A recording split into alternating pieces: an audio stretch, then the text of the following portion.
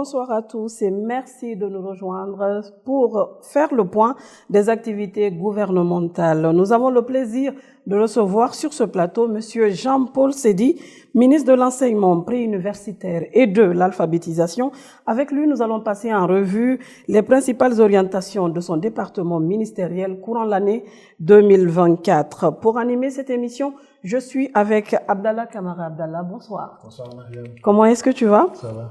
Monsieur le ministre, bonsoir. Et encore une fois, bienvenue dans On fait le point. Merci. L'année 2024 se clôture avec quel bilan au département de l'enseignement préuniversitaire et de l'alphabétisation?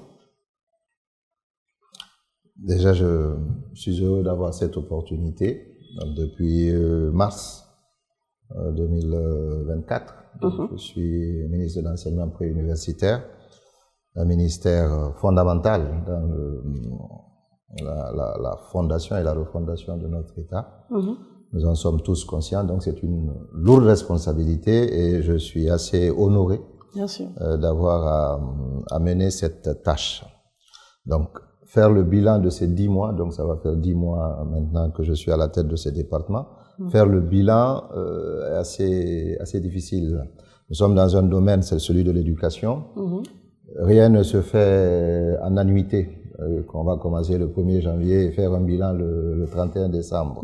Donc nous sommes dans des programmes longs. Donc ce que je vais dire ici comme réalisation en 2024, il faut que vous compreniez que c'est le fruit d'un travail, d'un projet qui existe déjà depuis, et donc peut-être que certains se sont réalisés, d'autres vont être initiés en 2024, mais ne soyons pas dans la logique de dire, bon allez, on a commencé là, on a ce résultat. D'accord. Le système éducatif est assez complexe, et les actions pour impacter l'éducation nationale demandent du temps. Voilà, donc ça, il faut que nos concitoyens en soient bien conscients et soient assez patient. Donc, ce que je peux dire, c'est que, vous savez, il y a eu différents programmes pour la gestion du système éducatif guinéen. Je ne vais pas faire l'historique, mais aujourd'hui, nous sommes dans un gros programme qui s'appelle le PRODEG, qui est le programme décennal de l'éducation. Donc, c'est dans ce cadre que toutes les activités sont faites. Donc, celles qui aboutissent en 2024 sont initiées peut-être 2, 3, 4, 5 ans avant. Donc voilà un peu ce qui se passe. Mais ce qui est sûr, c'est que sur cette année, nous sommes assez confiants. Il y a ce qui se fait dans le cadre du PRODEC, donc des différents projets qui existent, et ceux qui sont du domaine un peu de mes objectifs un peu personnels à mettre en place dans le système. Donc ça va être deux volets. Mais sur un plan purement formel, comme on l'aime, je vais commencer, vous connaissez le budget de l'éducation. On a un budget de près de 2700 milliards annuels. Ça fait très beau comme ça, mais sur les 2700, et beaucoup d'autres ministres l'ont dit ici, on est dans un système où la majeure partie de ce budget est absorbée par les salaires essentiellement. Donc on a un budget assez restreint de près de 10%, 15% de ce volume. Mais nous essayons de faire des choses avec. Et il se trouve aussi que lorsqu'il y a des projets qui sont bien mûris, les partenaires techniques et financiers nous accompagnent. D'accord. Voilà. Ce qui fait qu'à date, nous continuons les rénovations, les constructions d'écoles. Ça ne s'arrête pas. Nous continuons à travers différents programmes. Par exemple, le PREPEF, qui est un programme sur les résultats au préscolaire et à l'élémentaire. C'est un programme qui est fini en juin 2024, là, après 4 ans, et qui a donné quand même de bons résultats, puisqu'on est arrivé à presque un taux de décaissement de 72%, 80% de ce programme. Et il s'agissait de faire des écoles qu'on appelait des écoles du pré-primaire. C'est pas la maternelle, c'est le pré-primaire. C'est-à-dire qu'il y a des élèves qui n'ont pas eu accès aux écoles tôt et qui ont 6 ans, par exemple. Donc, ils passent par ces écoles pré-primaires pour se préparer à la scolarisation. Donc, l'objectif, on en a été de faire près de 506 classes de pré-primaire. Nous en avons fait quand même un grand nombre, près de 400 et quelques écoles de pré-primaire, et former les animatrices pour travailler dans ces écoles de pré-primaire. Donc là, on en est très fiers parce que plus tôt nous prenons les enfants en charge, et on a plus de chances de réussite scolaire. Beaucoup d'écoles aussi ont été rénovées. des nouvelles classes ont été construites. Je peux donner la liste, elle existe. Mais ce qui est important pour moi, c'est qu'il y a toujours un effort qui est fait dans le sens de réalisation. Mais le travail de l'éducation, c'est pas uniquement aussi les constructions. Hein. Il y a le volet aussi formation. Bien entendu. Voilà, le volet formation. Donc là aussi, des efforts sont faits. Et pour moi, en 2024, ce qui a été le plus important qui a été fait en 2024, c'est le lancement de la formation pour 70 inspecteurs du primaire et du secondaire, des inspecteurs de l'éducation. Vous savez, tant qu'on ne contrôle pas ce que l'on fait, on ne peut pas l'améliorer, on ne peut pas l'évaluer. Et nous manquons énormément d'inspecteurs qualifiés. Alors aujourd'hui, dans un dispositif intéressant, puisque ça a été fait avec les universités guinéennes, donc notamment cette fois-ci avec l'ISEG, on a mis en place ce programme qui était réfléchi il y a longtemps, mais la volonté d'avoir des inspecteurs a fait qu'on a lancé ces inspecteurs-là sur le terrain. Aujourd'hui, pas sur le terrain, ils sont en formation. D'accord. Ils en ont pour pratiquement 2 ans de formation. Mais c'est en présentiel et aussi, donc on a mis la barre très haut.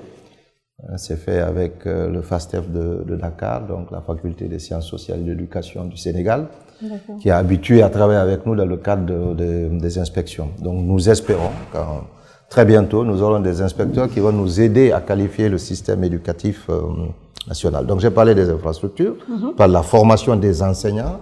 On a aussi envisagé, et on va le faire, les formations pour le management de l'éducation. C'est-à-dire? C'est-à-dire tous les directeurs d'école, les directeurs nationaux, le ministre, tout le monde doit avoir une formation parce qu'aujourd'hui, il y a une autre dynamique dans le système éducatif. Il faut que tout le monde soit bien informé et soit formé dans ce sens-là. D'accord.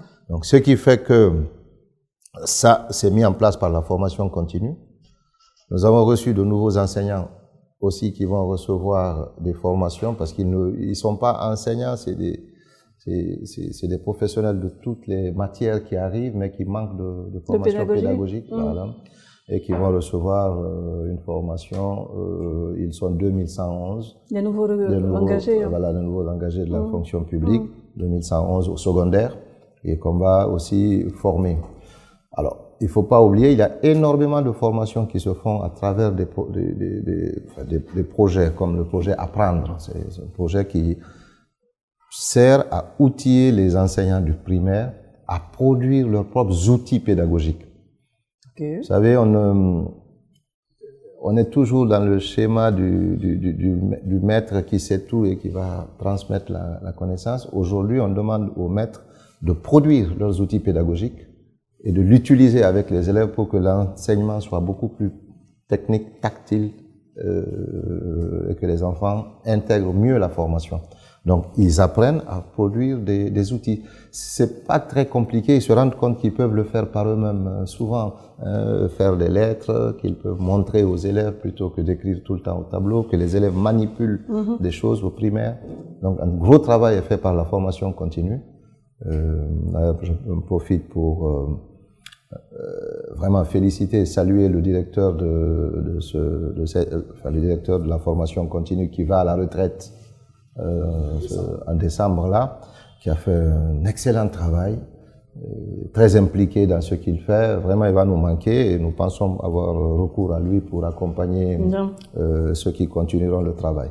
Mais à travers le projet Apprendre, il a fait beaucoup de choses pour les enseignants du primaire, beaucoup de choses, et du secondaire. Donc ça, c'est du côté encore formation. Maintenant, il y a un autre aspect aussi qui est très important dans l'éducation, c'est le pilotage. Et pour moi, aujourd'hui, en Guinée, et là, c'est la part personnelle que je souhaite apporter à ce bilan, c'est le pilotage des écoles. Et cela, pour moi, ça passe par la responsabilisation des différents acteurs. À mon avis, on a beaucoup centralisé la décision et centralisé les instructions. Il est important pour moi que chaque acteur de la chaîne de responsabilité du système éducatif soit totalement responsable de son activité. Donc sur ce plan, j'essaie d'abord de rétablir le respect de la hiérarchie. Ok. Il faut que chacun comprenne qu'il y a un choix qui est fait pour qu'un individu valide les décisions prises par les collaborateurs. Et cette personne, elle doit être respectée dans son autorité et dans sa responsabilité. J'ai eu aussi pour objectif de redonner toute la place, notamment des directeurs nationaux, sur leur activité. Vous savez que notre ministère, on a deux gros pans, qui sont l'enseignement secondaire et l'enseignement élémentaire. Alors, il fallait donner à ces directions la totale responsabilité de la mise en œuvre de leur mission. Donc ça aussi, c'est encore en cours parce que les réflexes, les habitudes sont telles qu'il est difficile à ces responsables de prendre toute la mesure de leurs responsabilités, de ce qu'ils doivent faire. Également au niveau des collectivités déconcentrées, donc les inspections régionales, les directions préfectorales, on a essayé de les mettre devant leurs responsabilités. On s'est battu pour que les ressources mises à la disposition dans ce budget, les allocations destinées aux structures déconcentrées, soient effectives. On a deux sources de financement, que je veux dire. Il y a le BND, mais il y a aussi ce qu'on appelle... le FINEX? Non, pas le FINEX, mais c'est un fonds commun de l'éducation. C'est-à-dire que l'ensemble des bailleurs, un certain nombre de bailleurs se sont associés et ont créé un fonds pour assister le système éducatif guinéen. Ça s'appelle le Fonds commun de l'éducation. D'accord. Voilà. Et ce Fonds commun de l'éducation est ce qu'on appelle un budget d'affectation spéciale. C'est-à-dire que les actions qui doivent être entreprises dans le cadre de ce fonds existent et ne peuvent être utilisées que pour cela. Que pour l'éducation. Voilà. Il est à quelle hauteur? Beaucoup loin, c'est près de 264 milliards de francs sur 2024 qui sont mis à la disposition du système éducatif. Et on est à près de 20% de taux de décaissement de ce fonds. Après, on peut parler des raisons pour lesquelles on ne réussit pas à décaisser. À décaisser? Voilà, mais c'est autre chose. Alors que sur le BND, nous sommes à près de 82% de taux de décaissement sur 2700 milliards de francs mis à disposition. Donc, je disais que ce fonds basse, le fonds commun de l'éducation, nous permet d'entreprendre un certain nombre d'activités et donc d'allouer des ressources aux collectivités décentralisées, là, au DCE. Et maintenant, au moment où je vous parle, on est en train de mettre en place, par le truchement de Orange Money, la possibilité que ces fonds aillent directement aux ayants droit, plutôt que ça passe par donc ça va être directement mis à disposition des écoles, mais bien sûr dans un cadre très suivi, très truc de décaissement de ces fonds à partir des directions communales jusqu'aux écoles. À côté de cela, il y a aussi les fonds dont ils ont droit dans le cadre du budget national, c'est comme des allocations, qui aussi parviennent trimestriellement aux inspections régionales, aux directions communales, ainsi de suite. Donc ça a été, en termes de pilotage, en termes de management personnel, vraiment une volonté affichée. Parce que je souhaite qu'au moment du bilan, comme maintenant, ce ne soit pas le bilan, c'est le bilan du ministre moralement, civilement parlant, mais c'est le bilan de chacun des acteurs à part entière du système éducatif. Bien entendu. Donc globalement, ce que nous souhaitons, nous, aujourd'hui, c'est d'abord un retour à la norme.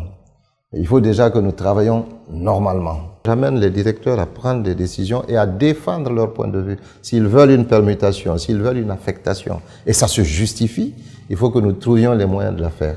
Mais si chacun donne son opinion, est-ce que vous ne pensez pas que les zones urbaines seront plus servies que les zones rurales? Non, pourquoi?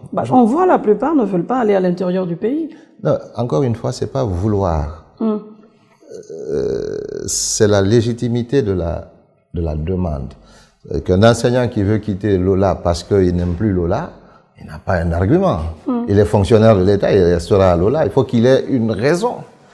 Si par exemple, madame, vous êtes à Yomo, où vous exercez depuis 10 ans et que votre mari est fonctionnaire à Conakry, il est normal que l'État se préoccupe de faire en sorte que votre famille soit une famille constituée. Voilà. Ça fait partie des avantages même que nous apportons au système éducatif et au pays. Plus vous êtes, vous, stable, plus vous produisez. Mieux. Maintenant, si c'est pour... Ça existe d'ailleurs. Si c'est à convenance personnelle, ça, il faut qu'on trouve quelqu'un pour remplacer. D'accord. Ça fait partie des critères. Vous pouvez dire, d'abord, pour sédentarisation, vous avez fait 20 ans quelque part, vous voulez quitter.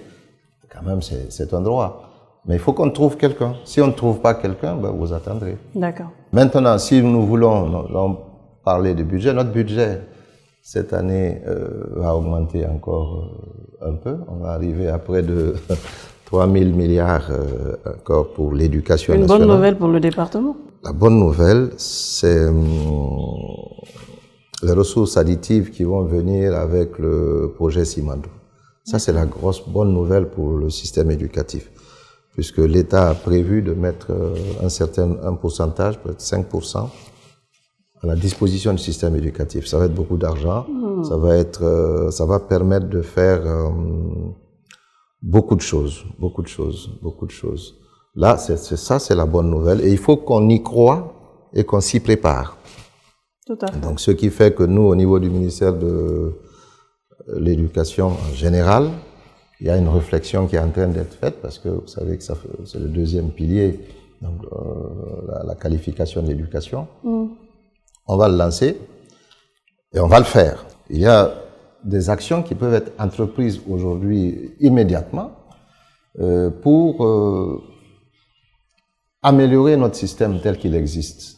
C'est ce qu'on vient de citer. Ça ne change pas, c'est pas nouveau. Dans 10 ans, ça sera ça. Les infrastructures, la formation, le pilotage, les contenus des formations. Ça sera toujours ça, ça va revenir.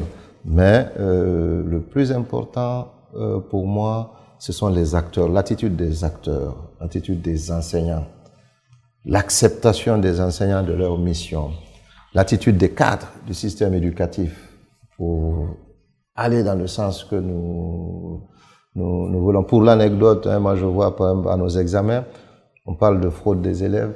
La fraude des élèves est minime. La fraude du système est 10 fois supérieure à celle des élèves. Vous voyez? Et ça, c'est ce qui est dangereux. Et c'est ce qu'on veut arrêter. Que le système ne veuille plus tricher. Que le système veuille produire ses résultats. Donc pour vous, le nerf de la guerre, c'est vraiment l'administration. Je vois que vous accordez beaucoup d'importance à la réforme administrative, mais qu'en est-il vraiment du contenu des leçons? Est-ce que les matières sont toujours bonnes pour les moments? Est-ce qu'il faut en retirer certaines, les adapter? Qu'est-ce que vous faites concrètement dans ce domaine, au niveau du contenu même des cours? Encore une fois, on revient dans le même processus, comme pour les infrastructures. Il y a déjà un travail qui se fait depuis, dans le cadre du PRODEG. Dans le cadre du PRODEG, il y a un travail qui se fait, un travail de refonte, de revue des programmes. Ça fait plus de 4-5 ans qu'ils sont là-dessus. Aujourd'hui, les programmes sont achevés. Mais vous savez, l'éducation, ça se fait, comment on va dire ça, c'est pas de la construction. Lorsque le béton a pris, on peut continuer. Non, non, non. Chaque fois qu'une étape est faite, il faut l'expérimenter. Il faut se rassurer que ça fonctionne. Donc les programmes existent aujourd'hui, mais nous sommes aujourd'hui à leur validation. C'est-à-dire qu'un certain nombre d'écoles sont sélectionnées. D'accord. Où on va mettre ces nouveaux programmes, où les maîtres, les enseignants vont être formés à ces nouveaux programmes, où on n'a pas encore les manuels pour ces nouveaux programmes, mais on va déjà expérimenter pour voir si ça correspond à ce que les enseignants ont voulu pour la refonte des programmes, et est-ce que nous pouvons valider ces programmes pour aller vers la production des manuels scolaires et ensuite à la distribution de ces manuels scolaires. Ça prend du temps. D'accord. Et on est là-dessus. Monsieur le ministre, après cette première partie, nous allons entamer la seconde qui est le face-à-face.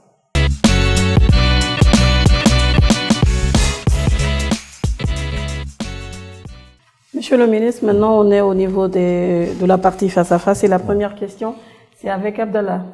Oui, monsieur le ministre, nous vous avions suivi avec beaucoup d'attention, oui. Mais quand on parle du ministère de l'enseignement préuniversitaire, nous pensons à 3 choses, des questions qui reviennent à chaque fois.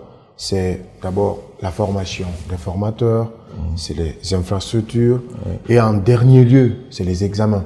Parce que si on doit faire un regard dans le rétroviseur, l'appréhension qu'on donne, c'est que le bilan du ministère repose sur les examens nationaux. Aujourd'hui, en termes de chiffres, puisqu'on parle de chiffres, vous avez parlé tout à l'heure de près de 3 000 milliards de francs guinéens alloués au ministère. Combien ont été investis pour la formation des formateurs?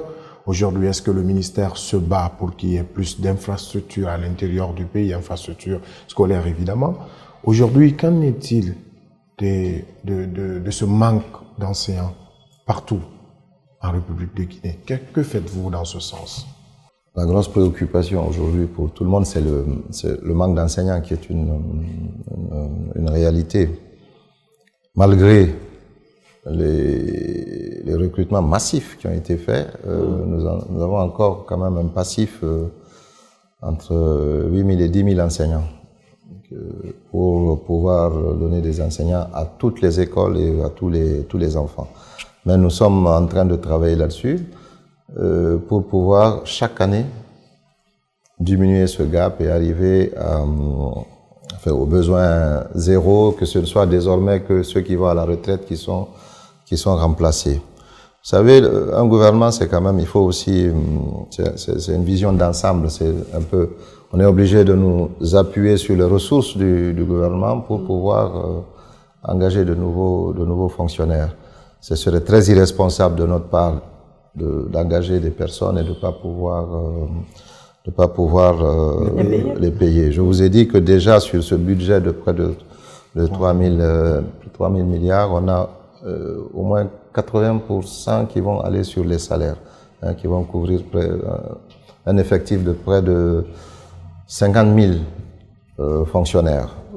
Rien que pour le système, pour le ministère, avec 37 000 enseignants qui sont dans les structures déconcentrées. Le reste est dans les... Donc, ça a un coût. C'est un coût énorme. Et ça nous laisse très peu pour les autres aspects comme l'infrastructure, comme la formation, comme voilà. Donc, c'est cela. Donc, c'est une préoccupation d'ensemble. Moi, j'ai la chance d'avoir une hiérarchie qui se préoccupe énormément du système éducatif et donc on se bat. Ce qui a été fait en recrutant près de 10 000 enseignants, c'est un exploit. Donc moi j'en suis heureux d'en profiter et on continue là-dessus. Mais à côté de cela, il n'y a pas que les infrastructures. Il y a des aspects qui ne sont pas souvent perçus et qui coûtent et sur lesquels justement ce Fonds commun de l'éducation nous permet d'avancer. C'est des aspects comme celui de la santé scolaire. D'accord. Vous voyez, la santé scolaire, elle est aussi importante dans la formation des élèves que l'enseignant. Depuis près de 30 ans, on vient de faire, cette année, reprendre les visites systématiques. Ça a un coût qui n'est pas pour le moment supporté par le budget national, mais qui a été supporté par le FONBAS, voilà, donc qui a permis de faire des visites systématiques de tous les élèves pratiquement du pays. À côté de cela, il y a aussi une grosse action qui a été menée par la santé scolaire, qui est aussi important. Ce sont les lunettes, une préoccupation sur la vision, la mise à disposition des élèves de lunettes.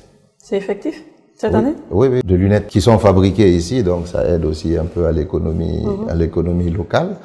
Mais vous savez, on dit souvent tel enfant n'est pas intelligent, mais simplement parce qu'il ne voit pas. Et comme ce dépistage n'a pas été fait par ce que j'ai appelé tout à l'heure la visite systématique, aujourd'hui, par le biais de cette visite systématique, en collaboration avec une ONG sur on a pu détecter des élèves qui avaient de la déficience visuelle et on va les doter de lunettes et c'est sûr que ces enfants vont... Bien sûr, le rendement va être mieux. Vont réussir. Il y a aussi les cantines scolaires. Les cantines scolaires, alors ça c'est l'autre aspect qui est, disons, directement hors académique, mais qui est aussi important, comme je le dis, que la santé, que l'enseignant, que l'infrastructure. On a pu relancer ça cette année. Ça faisait 2 ans que ça n'allait pas très bien. On l'a relancé cette année grâce à une volonté véritable du gouvernement, du Premier ministre et du chef de l'État, de doter, parce que vous savez que les cantines fonctionnent avec des subventions, il s'agit de mettre à disposition des denrées. Donc on a pu cette année avoir presque 7,5 milliards qu'on a injecté dans les cantines scolaires, et ce qui a permis d'alimenter les 401 cantines qui vont permettre à près de 55 000 enfants d'avoir un repas journalier et de pouvoir rester à l'école et être plus attentifs. Donc ça, c'est un gros pas. Et on a des promesses de la part du gouvernement d'augmenter cette subvention qui pourrait permettre d'augmenter également le nombre de cantines desservies uniquement par la cantine scolaire du ministère. Parce qu'il faut savoir qu'il y a une part de cantines, près de 1000 et quelques cantines qui sont, elles, prises en charge par le PAM. D'accord. Monsieur le ministre, officiellement, l'APAE, les frais de l'APAE sont fixés à 5 000 francs. Hein? Oui. Mais on remarque qu'à l'intérieur du pays, dans certaines zones, il y a des fixations un peu fantaisistes. On se retrouve jusqu'à 250 000 francs par tête d'élève et les élèves ne sont pas acceptés dans les salles de classe par faute de paiement. Est-ce que vous êtes informé de cet état de fait? Alors, nous sommes informés toujours comme ça par la rumeur. Mais je peux vous assurer que lorsque vous essayez d'établir cela et d'avoir donc de manière concrète d'établir ces cas, c'est une autre paire de manches, y compris avec les parents eux-mêmes. Alors, bon, moi, si vous êtes sûr de ce que vous dites là, moi, je souhaite vraiment qu'il y ait d'abord, les parents peuvent refuser. Parce qu'ils savent que c'est 5 000 francs, ça dépend, c'est 5 000 francs, 10 000 francs selon les zones de cotisation parentale. Cette cotisation sert, parce qu'elle est ensuite mise à disposition selon un quota, sert au directeur de l'école à faire quelques menus réparations dans l'école, à l'association des parents aussi d'entreprendre certaines activités. Voilà. Mais si on vous demande dans votre école de payer telle ou telle chose, et vous savez que ce n'est pas normal, je crois qu'il faut qu'on prenne l'habitude de le dire et de l'assumer.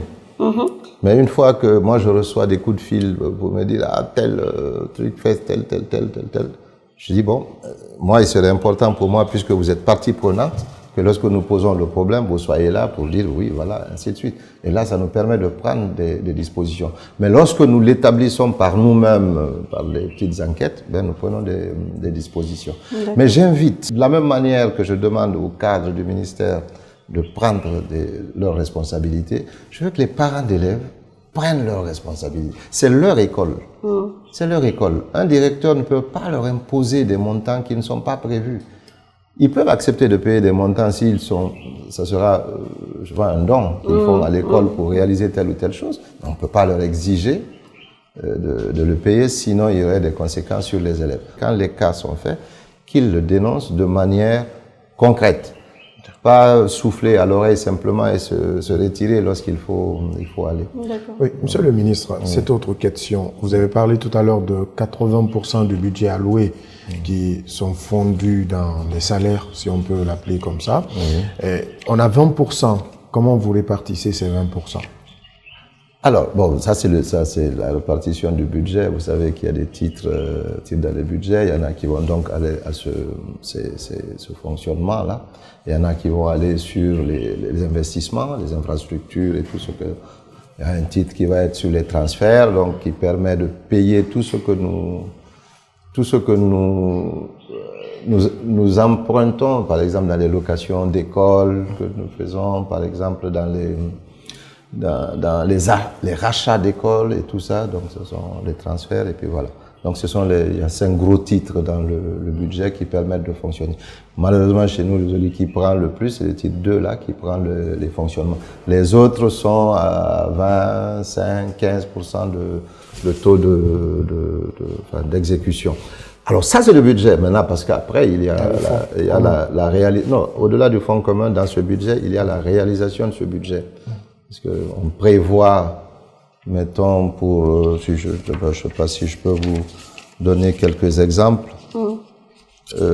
Si je prends le cas des manuels scolaires, par exemple, le coût des manuels scolaires, c'est près de 800 milliards globalement pour pouvoir doter chaque enfant guinéen du primaire à la terminale de livres. Donc, si nous budgétisons ça, ça va être très compliqué à exécuter normalement parce que 800 milliards, c'est beaucoup. Donc nous allons aller par tranche, nous allons avoir peut-être cette fois-ci une première tranche sur les CP, par exemple, et qui vont revenir à près de 300 milliards qui peuvent être donc pris sur les fournitures scolaires, le budget. Oui.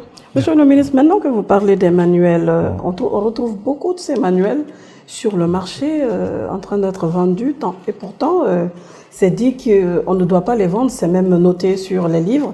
Mais comment est-ce que vous trouvez cela, ces manuels scolaires sur le marché? Ça me désole de voir que ces manuels sont sur le marché. Nous dénonçons. Mais il y a un travail qui est en train de se faire doucement parce que n'oubliez pas que c'est toute une économie informelle et assez forte qu'il y a derrière ça. Bousculer, il faut bien l'organiser. Donc nous sommes là-dessus. Mais est-ce que vous avez mené des enquêtes parce que ce sont des manuels de l'INRAP acheminés normalement pour les établissements publics au niveau des directions? Mais si ça sort, c'est qu'il y a une fuite quelque part et vous devriez être à même de savoir d'où ça vient. Honnêtement, par exemple, là, on a distribué des manuels. On s'est assuré qu'ils sont arrivés à destination. On s'assure maintenant que les élèves sont en possession de ces manuels. Donc, et on se rend compte qu'ils les ont. Hein, ils ont les manuels. Donc, quand est-ce que se fait? Parce qu'il faut faire attention. Il y a beaucoup de manuels sur le marché qui sont en fait des photocopies de manuels. D'accord. Hein, c'est-à-dire que mais c'est illégal. Hein, ça reste illégal. Mais c'est que pour beaucoup aussi, ils prennent le manuel et ils vont le dupliquer. Donc ils le dupliquent à l'identique et ils le ramènent sur le marché. C'est un gros trafic. Hein. C'est pas c'est pas 2-3 individus qui. C'est un réseau. C'est un réseau. C'est beaucoup d'argent. Mais les services compétents travaillent effectivement à pouvoir petit à petit, comme ils l'ont fait pour les médicaments illicites, ils sont en train de le faire aussi pour les manuels scolaires et tout ça. D'accord. Monsieur le ministre, on a un déficit de 8 000 à 10 000 enseignants, si je ne me trompe. Aujourd'hui, comment vous faites pour combler ce vide? Vous employez vous êtes toujours avec des contractuels? Non, est-ce qu'ils existent encore? Il n'y a plus de à Conakry ou à l'intérieur du pays? Non, il n'y a plus de contractuels. Il n'y a plus de contractuels de l'État. C'est-à-dire l'État ne contractualise plus les enseignants. Notre but, c'est d'avoir des enseignants en bonne et due forme. Toute une stratégie est mise en place pour cela. Nous souhaitons revenir sur les instituts de formation qui existent et qui fournissaient les enseignants, c'est-à-dire l'ISEG, l'ENI, et pouvoir fournir. Donc le déficit qu'il y a aujourd'hui, nous le subissons et nous cherchons par tous les moyens à le combler. Les communautés, par exemple, continuent à utiliser des enseignants. Des agents communautaires? Oui, des enseignants. Bon, je veux dire, c'est des enseignants, mais c'est les communautés qui les payent. Oui. Bon. Je ne trouve pas que ce soit une mauvaise chose, personnellement. Si les communautés ont des personnes et qu'ils acceptent d'investir pour accompagner les élèves, je ne pense pas que ce soit une mauvaise chose. Donc, je l'encourage. Donc, ça permet un peu de résorber. On est en train, au niveau institutionnel, on est en train de réfléchir à pouvoir mettre 1000 volontaires. Le volontaire, il est différent du contractuel. Voilà. Donc, 1000 volontaires qui vont être pris sur l'année et qui vont pouvoir être déployés dans les écoles. Ce que nous avons ciblé avec le ministère de la Jeunesse dans le cadre du volontariat jeune, c'était près de 4000 jeunes. Mais, vous voyez, c'est pas quelque chose qui se fait rapidement. Et bon, on a des promesses à peu près sûres pour 1000. Quand est-ce qu'on les aura, que l'on pourra redéployer? Mais ce sera sur une année renouvelable. Hein. Mais à chaque fois, ce sera du volontariat. Donc, monsieur le ministre, on va passer au VOSPOP. Nous avons recueilli l'avis de certains citoyens. Vous allez les écouter. Oui. Donc, et on revient pour la suite. Suivez.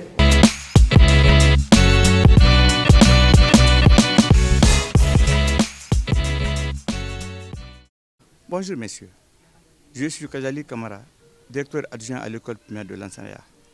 Monsieur le ministre, je voudrais savoir qu'est-ce que le département envisage de faire pour éviter le retard du reclassement des enseignants après leur recyclage. Ensuite, pourquoi la subvention des directeurs d'école et délégués scolaires ne vient plus? Enfin, qu'en est-il de la dotation des écoles en tableau? Je vous remercie. Je réponds au nom de Sanyo Pepebi, élève de la 12e année au groupe scolaire François Mitterrand de Dapompa. Ce que j'ai à dire ici au ministre de l'enseignement préuniversitaire et de l'alphabétisation est qu'est-ce qu'ils font pour l'instauration de l'anglais et de l'informatique à bas âge, le recrutement des enseignants bien qualifiés qui ont une bonne performance, lutter contre la corruption ici, car j'ai vécu certaines réalités dont on prime les élèves qui ont un statut très différent des autres, et aussi sanctionner les professeurs qui suivent leurs élèves pour des intellects sexuels ou financiers, et aussi l'élimination des foyers dans les établissements scolaires aussi. Je suis Madame Moukamara, enseignante à l'école primaire de Lansanaya. Ce que j'ai à demander au monsieur le ministre de l'enseignement préuniversitaire et de l'alphabétisation, c'est de nous former au numérique. Certains enseignants ont du mal à créer un mail. Autre point, depuis plus de 6 ans, on n'a pas reçu les textes pour monter en hiérarchie. Ce que je demande au ministre, qu'est-ce qu'il pense de ça? Vous savez, dans le ministère de l'enseignement en général, que ce soit l'enseignement supérieur, l'enseignement technique ou l'enseignement préuniversitaire, a subi toujours ce préjudice. Il y a des responsabilités qu'on nous donne que nous n'avons pas, en fait. Vous voyez, par exemple, le recrutement des enseignants, pour tout le monde ici, c'est notre... c'est de votre ressort. C'est de notre ressort, c'est pas de notre ressort. D'accord. Mais on ne le comprend pas comme ça. La même chose pour le reclassement des enseignants, c'est-à-dire le plan de carrière, parce que 2 enseignants ont tous parlé de ça. C'est pas de notre ressort. Nous recevons leurs demandes. D'abord, il faut que les gens apprennent à faire les choses normalement. Lorsqu'il y a une formation, quand vous allez en formation, il y a des actes à prendre pour dire que l'État accepte que vous allez en formation pour un temps, ainsi de suite. Quand vous avez fini la formation, il vous revient de donner les actes nécessaires pour dire que vous avez subi cette formation et que ça vous donne droit à tel et tel. Nous, notre travail, au sein de notre ministère, il y a une direction des ressources humaines qui est une émanation du ministère du Travail, à laquelle nous transmettons ces demandes avec systématiquement avis favorable, parce que c'est nous qui nous savions que cette formation allait dans l'intérêt d'abord de l'institution que nous avons, mais aussi de la personne formée. Donc nous transmettons, et c'est là où après, c'est un traitement administratif qui peut prendre du temps ou qui, malheureusement, nous ne sommes pas les décideurs à ce niveau, mais ce qui est sûr, c'est que lorsque ces formations sont prises en compte, ils sont reclassés et il n'y a pas de problème sur ce plan. C'est la même chose pour les primes d'éloignement, les primes de craie, lorsqu'ils sont réaffectés à telle ou telle zone. Nous transmettons, après une étude qui est faite par nos DRH, sur la base des communications qui sont faites par les structures déconcentrées, et c'est transmis au ministère de la fonction publique pour que ce soit acté et que ça produise des salaires. Ça, c'est pour ce qui concerne les carrières. Donc, parce que ça a été une question qui est revenue avec les deux enseignants. Mais ce que j'ai aimé, c'est la deuxième enseignante qui a parlé de formation. C'est vrai qu'elle s'est focalisée sur le numérique, mais mon souhait serait que chaque enseignant se dise « il faut que je me forme ». Parce que nous avons un gros déficit en termes de formation chez nos enseignants. Et heureusement aujourd'hui, grâce au numérique, grâce au digital, il y a une possibilité de s'auto-former. D'accord. Et il faut que les enseignants emboîtent ce pas-là. Pour vous dire, nous, au niveau des élèves, il y a un gros programme on n'en a pas parlé, mais il y a un gros programme qui est en train de se faire sur ce plan. C'est une préoccupation de la digitalisation dans tous les domaines sur l'enseignement. un programme il y a des programmes qui existent, qui sont en cours. Aujourd'hui, nous sommes à une 50aine d'écoles qui ont été digitalisées, où les élèves ont des tablettes, où les élèves ont appris à apprendre, où les élèves travaillent là-dessus avec leurs maîtres. Et on est en train d'aller là-dessus. Et l'objectif, c'est de pouvoir amener les connexions dans toutes les écoles. D'accord. Et de permettre aux élèves d'avoir des tablettes et de s'auto-former.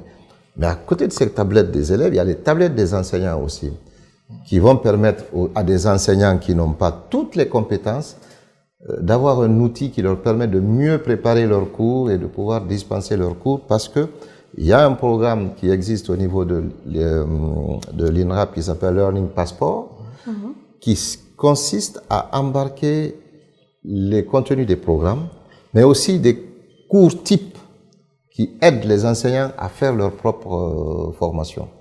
Hein, je ne l'ai pas développé dans les réalisations, mais il y a longtemps que ces programmes sont en train d'être mis en place.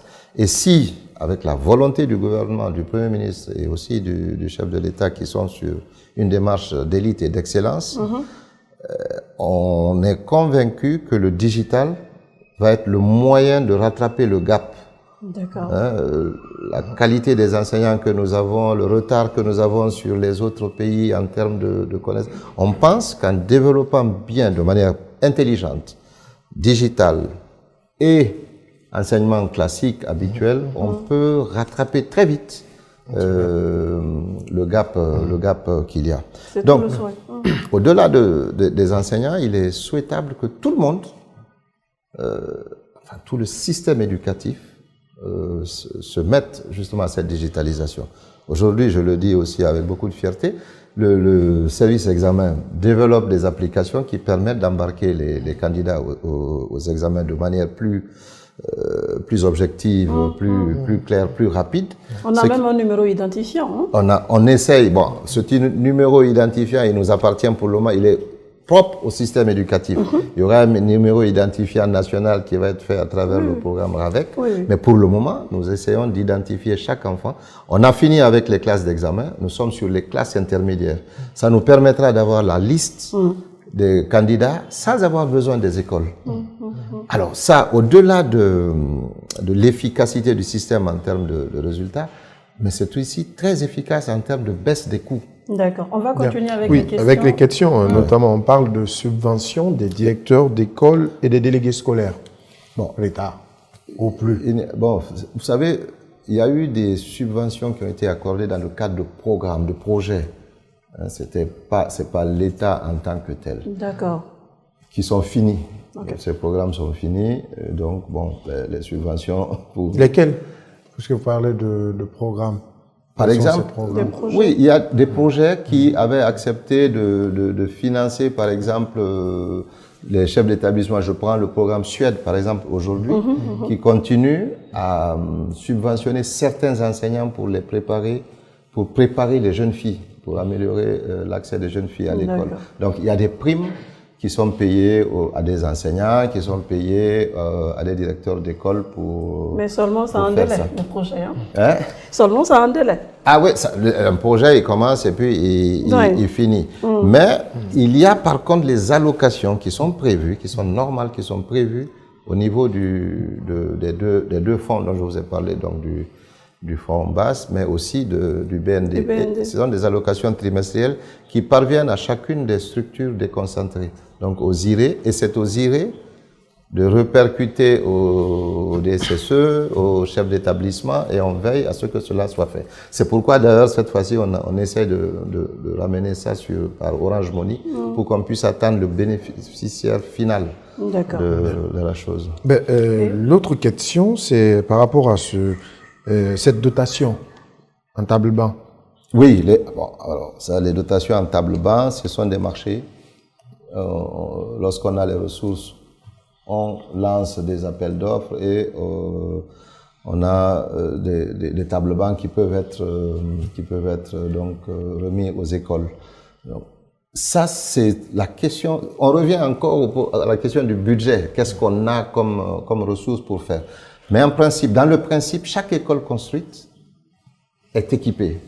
Chaque école construite est équipée. Pour les autres, c'est soit des compléments ou des rénovations de tables-bancs qui nécessitent peut-être des demandes précises. Ce besoin est très criant au niveau de Conakry. Et cette année, il y en a eu? Dans les écoles. Il y a eu des dotations en table-banc? Il y a toujours des dotations en table-banc de nouvelles écoles. C'est-à-dire que lorsqu'on fait... Ou bien des tableaux vétustes?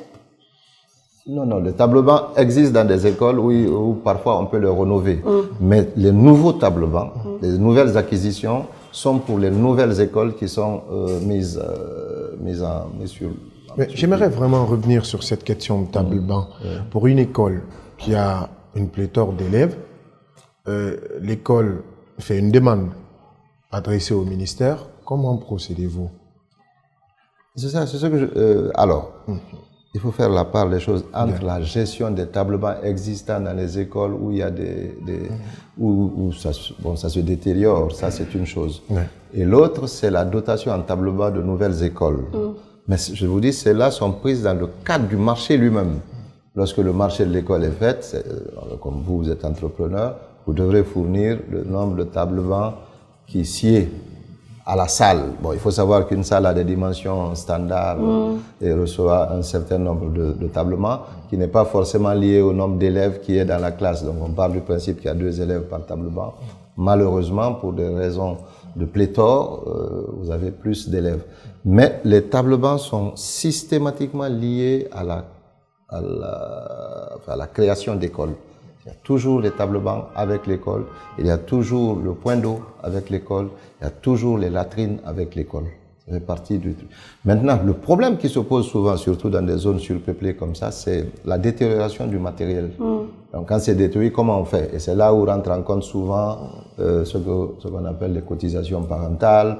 C'est là où on essaie de racheter 20 tableaux-bancs, 10 tableaux-bancs, ainsi de suite. Mais il n'y a pas une politique pour dire, par exemple, chaque 4 ans, 5 ans, l'État va fournir aux anciennes écoles de nouveaux tableaux-bancs pour les élèves. D'accord. Oui, et cet élève qui parlait de la qualité des formateurs. Oui, d'accord. Mais avant même de venir à ça, il parlait de l'anglais et de l'informatique. L'anglais et de l'information. L'anglais est déjà au programme à partir du collège. Il a dit au primaire. Bon, il a parlé de l'instauration. Il parlait de l'anglais et de l'informatique dans la formation. Bon, aujourd'hui, c'est déjà au niveau du secondaire, enfin du premier cycle du secondaire, le collège, même s'il n'est pas encore évalué, par exemple, au niveau du brevet. Voilà. Mais il y a un programme d'anglais, il y a un déficit de professeurs d'anglais, c'est un gros problème. Alors, l'informatique, c'est la même chose. Vous savez, pour introduire quelque chose dans un programme, il faut le réfléchir, il faut bien le réfléchir, trouver les enseignants, les former, faire le programme d'études et pouvoir l'impliquer. Mais les besoins sont, comment je vais dire, la nécessité est là. Il faut nécessairement que nous allions vers plus de digitalisation, que nous allions vers plus d'anglais, pas où nous pouvons, et que nous ayons les résultats que nous voulons, surtout dans une Guinée qui se positionne en pays émergent, qui veut arriver à... Donc l'anglais devient nécessaire, et peut-être même d'autres langues. L'informatique, c'est la même chose. Il n'est pas prévu pour le moment de le mettre comme programme enseigné dans les écoles, parce que ça demande tout un environnement aussi à mettre en place que nous n'avons pas encore mis en place. Voilà. Maintenant, il y a cette question de pléthore. Vous voulez vraiment instaurer cela, mais il y a une question de pléthore. Et les moyens, on ne peut pas y aller à 2 ordinateurs pour plusieurs élèves.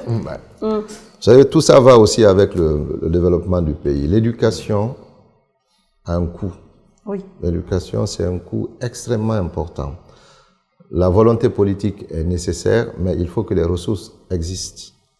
Donc, il faut déjà que notre pays soit un pays stable, un pays qui produit, un pays qui s'enrichit, ce qui permettra aux gouvernants de mettre à la disposition du système éducatif tous les moyens dont il a besoin. La pléthore ne peut passer que par la construction d'écoles, de plus en plus, pour que les élèves soient... Mais dès que vous faites plus d'écoles, vous avez besoin de plus d'enseignants. Ok?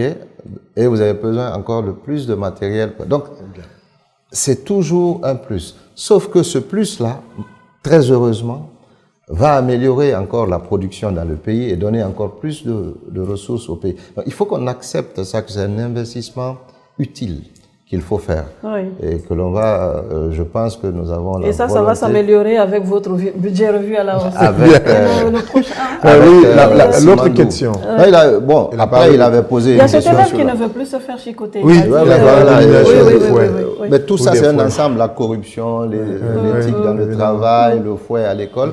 C'est interdit déjà.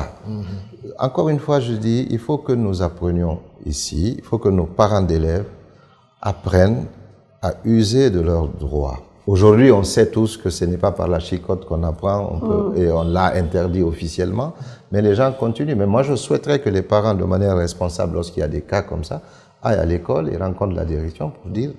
Est-ce qu'il y a un numéro à contacter pour que le ministère soit au courant de ces bavures? Vous voyez, moi, en tant que ministre, je n'ai pas envie, moi, d'aller voir qu'on a chicoté un enfant. C'est vraiment... Non, entre autres, il y a plusieurs remontées. Le parent... Oui. est un acteur de l'éducation. Il doit aller à l'école, il doit parler avec le directeur et dire non, je vois qu'on frappe les enfants, ce n'est pas normal. D'accord. Et amener le directeur à améliorer sa pédagogie. Ok. Monsieur le ministre, on est pratiquement vers la fin de cette émission. Cette année, vous avez voulu démystifier les examens nationaux. Est-ce que c'est une nouvelle façon de faire ou bien qu'est-ce qui n'a pas marché? Non, la volonté de démystifier, de dédramatiser, ça fait rire d'ailleurs les enseignants, de dédramatiser, parce que c'était effectivement, les examens étaient devenus un drame pour les élèves. Que moi, dans ma conception du système éducatif, les enseignants, les élèves, les parents d'élèves sont des partenaires, ne sont pas des opposants. D'accord. Voilà. Donc, ce qu'on a voulu simplement, c'était apaiser un peu les élèves d'abord, les parents d'élèves ensuite, et de changer la vision des enseignants sur leurs propres élèves. Voilà. C'est nous qui avons formé ces élèves-là. Nous ne pouvons pas, après, les évaluer comme si ils avaient été formés ailleurs et notre mission est de les faire échouer. Donc, il faut qu'on le comprenne. Changer la donne.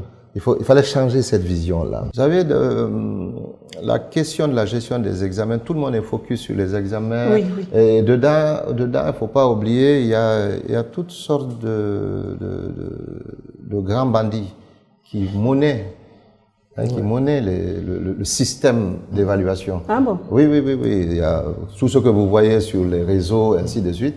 C'est pas forcément l'éducation, ça c'est des jeunes et des trucs qui font du grand banditisme, de la cybercriminalité, ce qui fait qu'on a porté plainte, on en a arrêté plusieurs sur ces examens. Il y a un même qui a été récemment condamné. Il y a un qui a été récemment condamné, qui n'a rien à voir avec l'éducation. Lui, ce qui l'intéresse, c'est recruter 700, 800 jeunes qui acceptent de payer entre 300 et 500 000.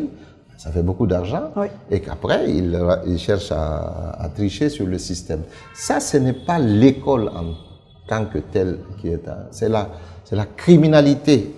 C'est comme la drogue, c'est comme les arnaques sur Internet. C'est la même chose. Beaucoup de ces élèves qui ont payé 200, 300 000 n'ont pas eu le résultat Donc, monsieur le ministre, est-ce que vous avez un dernier mot pour la fin? Oui, le mot pour la fin, c'est d'abord remercier les opportunités qui nous sont offertes pour rendre compte. Mon message, c'est surtout à l'endroit des enseignants, parce que je pense que les acteurs principaux de tout ce dispositif, ce sont les enseignants. Il faut que les enseignants reprennent leur fonction. Pour ma part, une des préoccupations, c'est justement l'amélioration de cette fonction enseignante. Parce que ça va être de plus en plus utile. Et nous manquons de plus en plus d'enseignants. Il faut rendre ce métier attractif, il faut rendre ce métier motivant, il faut le valoriser, il faut que l'image de l'enseignant soit améliorée pour que les meilleurs puissent venir vers le système éducatif convaincus que leur mission est importante et qu'elle aura un impact. Et ce que je voudrais dire, c'est que pour l'année 2025, un gros effort intellectuel, au moins de réflexion, sera fait pour apporter une école d'excellence. Cette idée est soutenue par le chef de l'État et par le chef du gouvernement pour que nous puissions faire émerger une élite de jeunes qui vont aller faire non pas seulement de la formation, parce qu'ils vont recevoir seulement de la formation, mais qui vont recevoir aussi une éducation qui les permettra d'avoir une attitude plus responsable vis-à-vis de la nation guinéenne, vis-à-vis des Guinéens et de leurs concitoyens. Donc cet objectif sur 2025, il va être vraiment... et il ne peut pas se faire sans les enseignants. Il ne peut pas se faire sans cet effort immense qui doit se faire au niveau de la cantine scolaire pour que les élèves soient maintenus. Il ne peut pas se faire sans la santé scolaire qui doit aussi s'assurer que les élèves sont en bonne santé, sont prêts à recevoir tout. Et ça ne peut pas se faire sans un pilotage vertueux de la part des chefs d'établissement, de la part des directeurs régionaux et communaux de l'éducation et de la part des inspecteurs et globalement du ministère. Donc, c'est un message de confiance. Je veux que les Guinéens, surtout les jeunes, aient confiance en l'avenir de la Guinée. Je veux que les jeunes Guinéens qui ont accepté d'aller dans le système éducatif ou les autres se disent que l'enseignement, l'éducation est aussi une activité pas noble comme on aime le dire, moi ça je le dis pas, mais utile. C'est une activité utile, extrêmement utile et qui doit être valorisée par nos États, par nos familles et par tout le monde, parce que par là passe obligatoirement la paix, le développement et le bonheur de nos populations dans le futur. D'accord. On entend bien, Monsieur le ministre. Merci beaucoup d'être venu sur ce plateau. Merci, Abdallah, d'avoir co-animé cette émission. Ainsi prend fin ce numéro de On fait le point. Nous avons reçu pour vous le ministre Jean-Paul Sedi, ministre de l'enseignement préuniversitaire et de l'alphabétisation. Il est venu se prêter à cet exercice de redevabilité comme voulu par le chef de l'État. Donc, rendez-vous est pris pour un autre numéro de On fait le point avec un autre ministre, certainement d'ici là. Portez-vous bien.